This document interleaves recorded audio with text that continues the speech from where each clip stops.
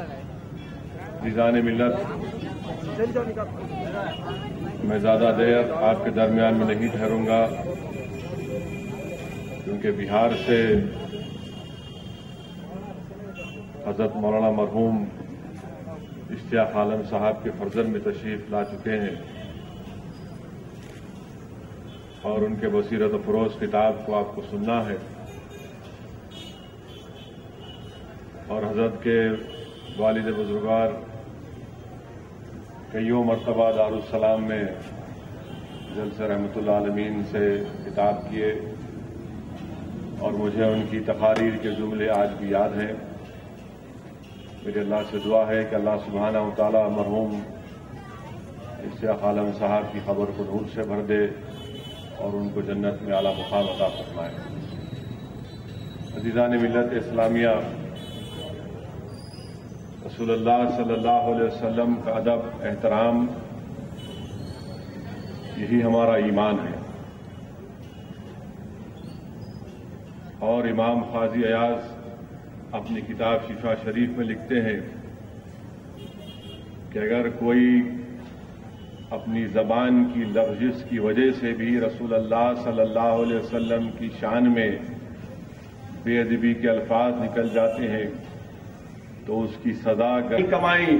آج رسول اللہ صلی اللہ علیہ وسلم کے گستاخ کا کام تمام کیا، میں نے یہ ایک ہی نیکی کمائی ہے اور تم مجھے اس سے محروم کرنا چاہتے ہو۔ عبد القیوم کو سزا دی جاتی ہے، موت کا پروانہ دیا جاتا ہے، پھانسی کے پھندے پر جب اس کو لٹکایا جاتا ہے تو یہ غریب ٹانگے والا اپنے پھانسی کو پھندے کو چومتا اور کہتا ہے کہ اے موت، میں تیرا استقبال کرتا ہوں، جب میں تجھ سے گزر جاؤں گا تو میری بازیابی رسول اللہ صلی اللہ علیہ وسلم کے بارگاہ میں ہوگی، اور اس کو پھانسی کی سزا دی جاتی ہے۔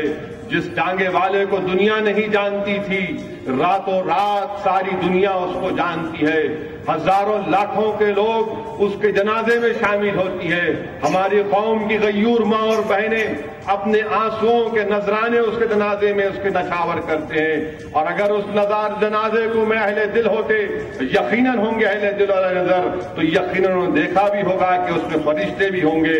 عزیزان ملت، یہ ہے تاریخ کہ ہم کبھی بھی ناموس رسالت ایک حساس مسئلہ، ناموس رسالت ایک حساس مسئلہ، ہم ہر چیز برداشت کر سکتے ہیں۔ اسلام پر تنقید آپ کر سکتے ہیں، آپ ہم پر تنقید کر سکتے ہیں، مگر رسول اللہ صلی اللہ علیہ وسلم کی شان میں گستاخی نہیں کی جا سکتی۔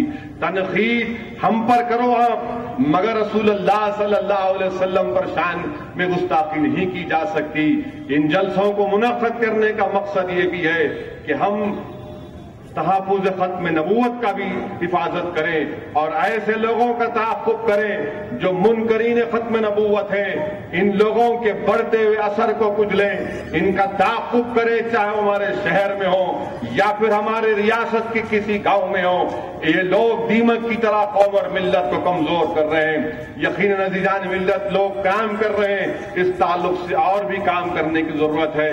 میں پھر سے دارالعلوم احمد رضا کے ذمہ داروں کو مبارکباد دیتا ہوں کہ وہ ایک لمبے عرصے سے یہاں پر کام کر رہے ہیں۔ اللہ سبحانہ و تعالیٰ ان کے اس نیک کام کو قبول کرے، اور اللہ سبحانہ و تعالیٰ رسول اللہ صلی اللہ علیہ وسلم کے صدقے طفیل میں ان کے کام میں آسانی پیدا کرے۔ وآخر دعوانا الحمدللہ رب العالمین۔ سبحان اللہ۔ نہ ہو ماحول سے مایوس بنا دنیا، جلال آتش برق و سحاب پیدا کر، اجل ہی کانپ جائے وہ خطاب پیدا کر، تیرے خرام میں ہو سلسلوں کا راز نہا، تو ہر ایک کام نہ کر، جو ہو سکے تو ابھی انقلاب پیدا کر، جو ہو سکے تو ابھی انقلاب پیدا۔ القادر۔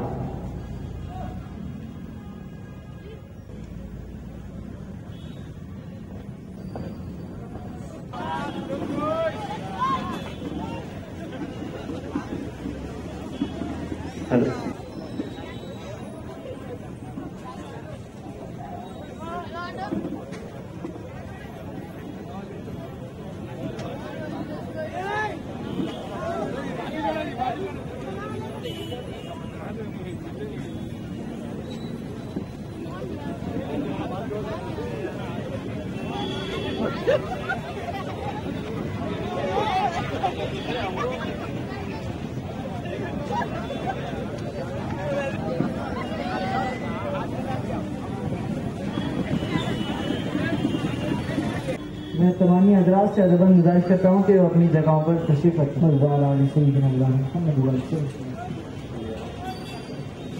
صلی اللہ علیہ